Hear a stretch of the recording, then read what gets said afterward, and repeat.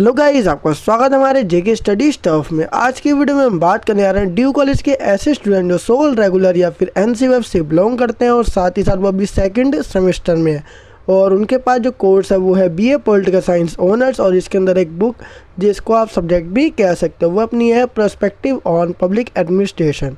ठीक है, इसमें हम ना पब्लिक एडमिनिस्ट्रेशन के बारे में जो ओवरऑल इन्फॉर्मेशन है वो जानेंगे। जो ये पुस्तक है आपकी या बुक है, ठीक है, तो पहले मैं आपको ये बताता हूँ कि ये जो आपकी बुक है पब्लिक एडमिनिस्ट्रेशन वाली, ठीक है, ये जो एनईपी के थ्रू ना सेकंड सेमेस्टर में लाई गई है। ठीक है, बाकी अगर हम बात करें तो इसमें हम फर्स्ट यूनिट के बारे में हम इसमें बात करेंगे। जो ये आपकी वीडियो है लोक प्रशासन क्या है और उसका अर्थ क्या है और उसकी परिभाषा क्या है और साथ ही साथ उसका विकास कैसे हुआ, तो इसके बारे में मैं आपको ओवरऑल इन्फॉर्मेशन आपको इस वीडियो में बताऊंगा। तो वीडियो को स्टार्टिंग से लेकर एंड तक जरूर देखना। तो चलते हैं अपनी वीडियो की ओर एंड शुरू करते हैं अपनी video. So without wasting time let's begin our video. तो गाइस, जैसे कि आपको स्क्रीन पे दिख रहा होगा ये अपनी फर्स्ट यूनिट है जो है लोक प्रशासन से संबंधित। तो देखो, सबसे पहले हमें ये पता होना चाहिए, देखो अपनी बुक भी जो है ना पर्सपेक्टिव ऑन पब्लिक एडमिनिस्ट्रेशन है, जिसमें से पब्लिक एडमिनिस्ट्रेशन का मतलब होता है लोक प्रशासन।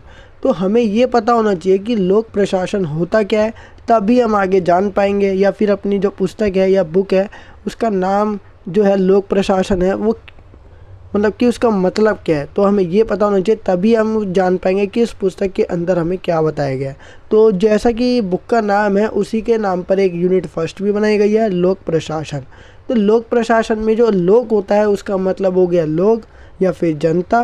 प्रशासन मतलब होता है कि शासन का एक तरीका, ठीक है, शासन करने का एक तरीका। तो देखो, लोक प्रशासन मिलके क्या बनता है, जनता के लिए या जनता के लाभ के लिए जो प्रशासन या शासन चलाया जाता है उसे हम बोलते हैं लोक प्रशासन। तो देखो, एक बार हम इसे नोट्स के थ्रू समझेंगे, बहुत ही इजी जो है, मतलब कि वर्ड्स में मैंने लिखा है, तो एक बार हम समझते हैं और देखते हैं। प्रशासन का वह भाग, मतलब प्रशासन करने का एक वह पार्ट जो सामान्य जनता या फिर आम जनता के लाभ के लिए, उनके बेनिफिट या प्रॉफिट के लिए होता है। ठीक है, जो आम जनता के लिए लाभ, आम जनता के लाभ के लिए जो प्रशासन का जो पार्ट होता है उसे ही हम क्या बोलते हैं, लोक प्रशासन कहते हैं। लोक प्रशासन का संबंध सामान्य नीतियों और अर्थात या फिर सार्वजनिक नीतियों से होता है। ऐसी नीतियाँ जो सभी के लिए होती है और जो नॉर्मल होती है। ठीक है, ये जो होती है सारी की सारी नीतियाँ ये किस में शामिल की जाती है, लोक प्रशासन में, क्योंकि आम जनता के भले के लिए या उनके लाभ के लिए जिस भी प्रकार की नीतियाँ बनाई जाती है और उनको लागू किया जाता है वो सभी नीतियों को हम लोक प्रशासन के अंतर्गत शामिल करते हैं।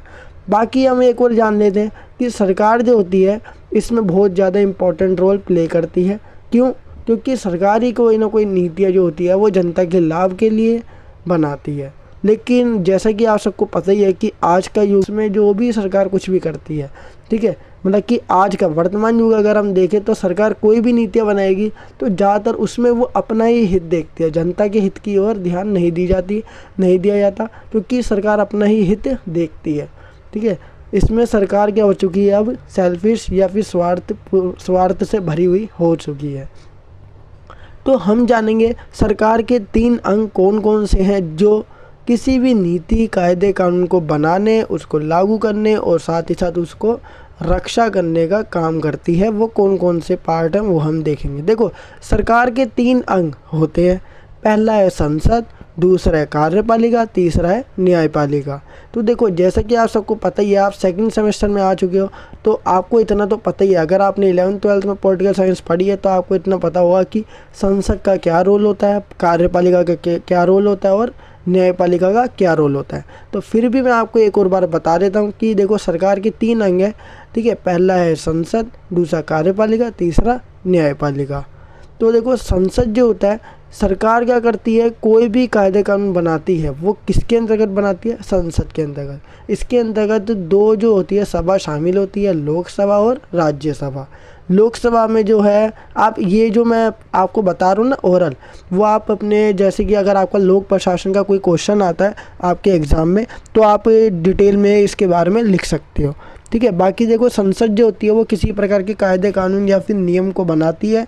ठीक है, वो सारा कार्य किस में किया जाता है, संसद में किया जाता है। जैसे ही संसद में कानून बन जाता है, दूसरा कार्य किसका होता है, कार्यपालिका का। कार्यपालिका क्या करती है, जो भी संसद ने कानून बनाया है, ठीक है, उसको क्या करती है, लागू करती है, पूरे देश में फैला देती है। इसमें बहुत से मंत्रियों का भी योगदान होता है, नौकरशाही का भी योगदान होता है। तीसरी अगर हम बात करें तो न्यायपालिका। न्यायपालिका क्या करती है, संसद के द्वारा बनाए गए कानून और लागू किए गए कानून जो कि कार्यपालिका के द्वारा किया जाता है, ठीक है, इनके जो भी इन्होंने कार्य किया है उनकी क्या करेगी, रक्षा करेगी। जो भी कायदे कानून पूरी देश में फैल चुके हैं उसकी रक्षा करने का कार्य न्यायपालिका को दिया जाता है। बाकी न्यायपालिका के और भी कार्य होते हैं, संसद का भी बहुत बड़ा कार्य, मतलब बहुत सारे कार्य होते हैं, कार्यपालिका के भी बहुत सारे कार्य होते हैं।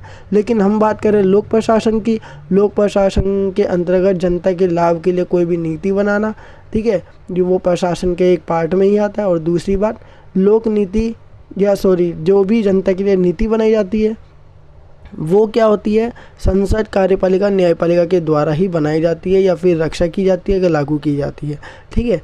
फिर उसके बाद अगर हम बात करें सरकार के ये 3 अंग मिलकर, जो कि मैंने ऊपर आपको बताया वही है इसमें, सरकार के ये 3 अंग मिलकर, जो संसद, कार्यपालिका, न्यायपालिका है, मिलकर जनता के लिए कानून का निर्माण करते हैं, उसको बनाते हैं। जिसमें से सबसे पहला पार्ट है संसद, वो बनाता है, लागू करते हैं कार्यपालिका करती है, और उसकी रक्षा करते हैं मतलब न्यायपालिका करती है।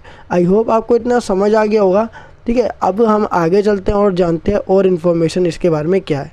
तो देखो, लोक प्रशासन का मतलब होता है शासन का ऐसा तरीका, ठीक है, रूल करने का ऐसा तरीका जिसके अंदर सरकार के अधीन आने वाले कर्मचारी, सरकार के अंडर में जितने भी कर्मचारी होते हैं, एम्प्लॉयज़ होते हैं, या फिर स्वयं सरकार के द्वारा, देखो, या तो सरकार के अंडर में रहने वाले कर्मचारी कोई कार्य करेंगे या तो सरकार खुद करेगी, उसके द्वारा जनता के हित के लिए कानून का निर्माण किया जाता है।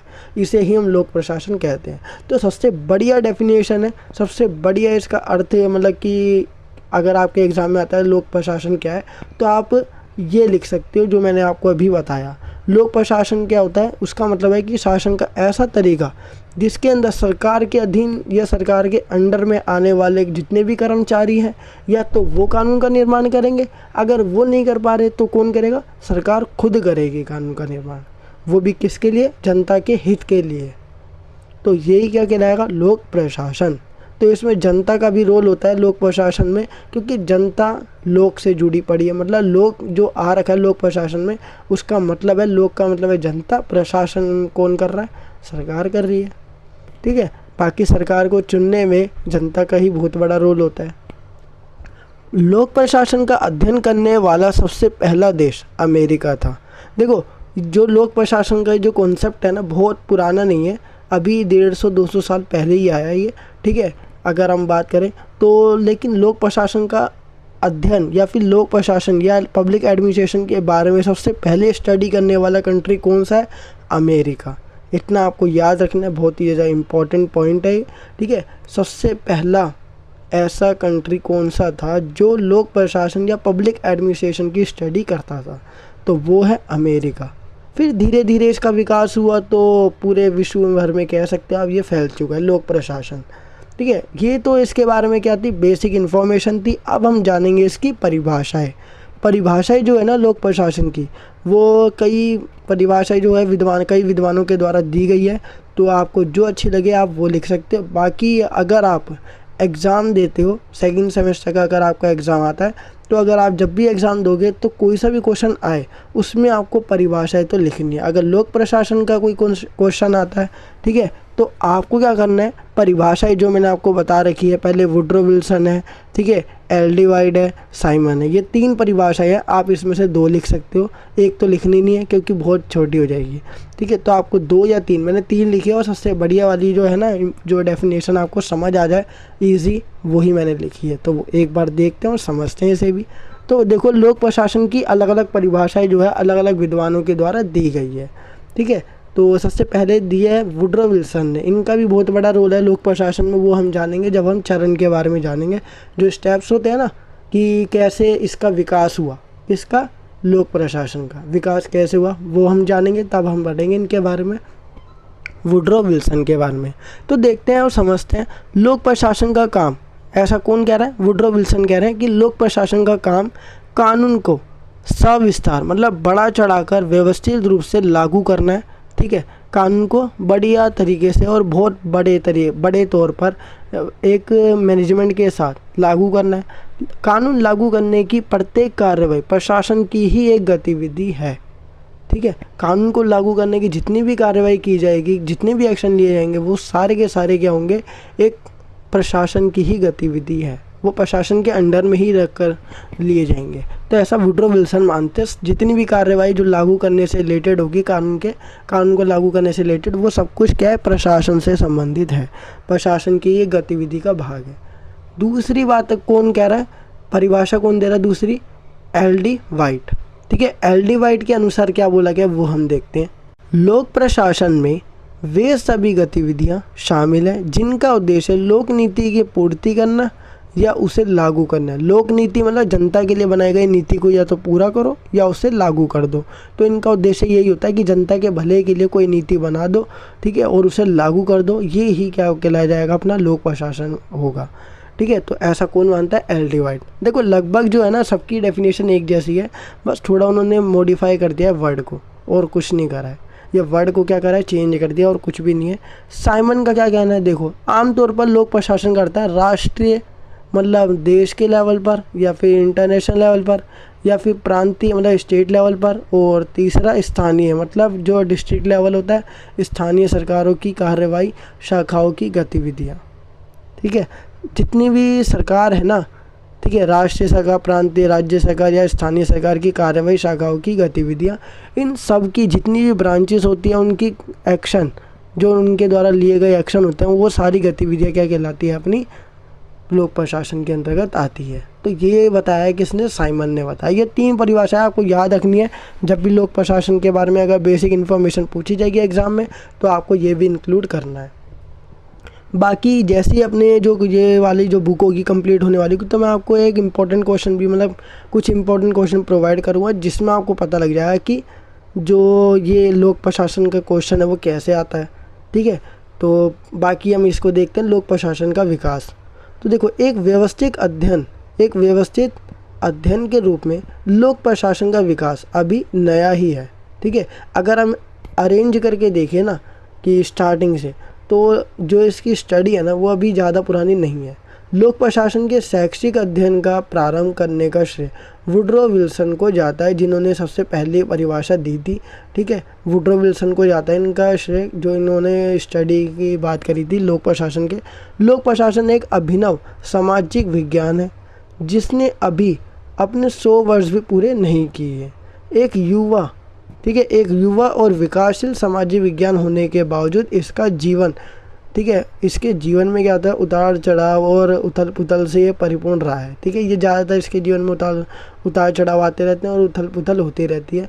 लोक प्रशासन का विकास और इतिहास निम्नलिखित 5 चरणों में विभाजित है। अब वो 5 चरण कौन से हैं उसको हम नेक्स्ट वीडियो में जानेंगे। फिर उसके बाद यानी जो अपनी यूनिट है या फिर ये वाला जो चैप्टर लोक प्रशासन वाला वो कंप्लीट हो जाएगा। तो ये थी आज की वीडियो। आई होप गाइस आपको ये वीडियो ज़रूर पसंद आई होगी। अगर आपको ये वीडियो पसंद आई है तो वीडियो को लाइक शेयर कमेंट करना बिल्कुल न भूलिए, और बाकी इस वीडियो को अपने जो सेकंड सेमेस्टर के जो भी आपके फ्रेंड्स हैं उनको शेयर करो, ताकि वो भी इस वीडियो का बेनिफिट उठा सके और साथ ही साथ वो अपनी नॉलेज गेन कर सके और एग्ज़ाम में अच्छे मार्क्स ला सके। तो मिलते हैं अपनी नेक्स्ट वीडियो के साथ, जो कि आपकी सेकेंड पार्ट होगी यूनिट 1 का। तो thanks for watching this video.